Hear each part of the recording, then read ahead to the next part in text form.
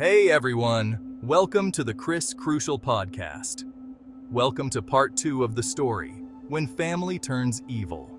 So we last left off with the grandma's plan of what she wanted to do with the money. Now a couple of months have passed, and because my uncle passed in another country, it took several months before being able to get paperwork. I started to go through the process of handling the instructions that were left to me. My uncle didn't want a funeral or any type of celebration of life. Of course, that instruction was not followed. The grandma insisted on having something, saying it was for her and she needed it. Majority of the people at this event were not people my uncle knew, but all her people, including someone who hasn't spoken a word to me in about a decade.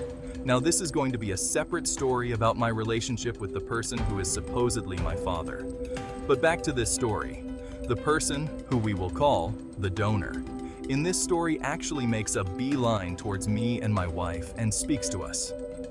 Generally, I was really confused but should have known. Because of course the grandma has told every little thing about my life at this point to him like he's been part of it the whole time. He talked as if he was happy and proud. He revealed that he himself is suffering from the same issue that had plagued my uncle. This had me thinking of so many questions. The same answer kept coming up as the reasoning behind the health issue. The grandma.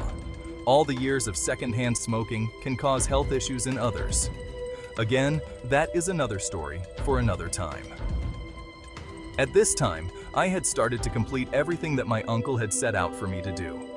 I felt accomplished, that I was able to do what he had asked, and that he trusted me every day. I would receive phone calls for the grandma asking about money for different things.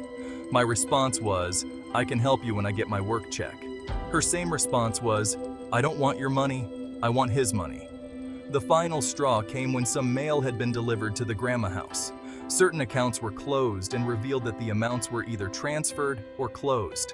Now, this infuriated the grandma because, of course, she felt that she deserved everything. The grandma called me and proceeded to yell at me using lots of profanity, which is something I had never witnessed her to anyone.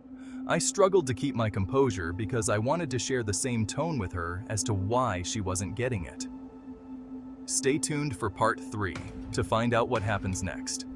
Thank you for watching. If you enjoyed this video, make sure to like and subscribe. Until next time, keep your eyes open and your heart guarded.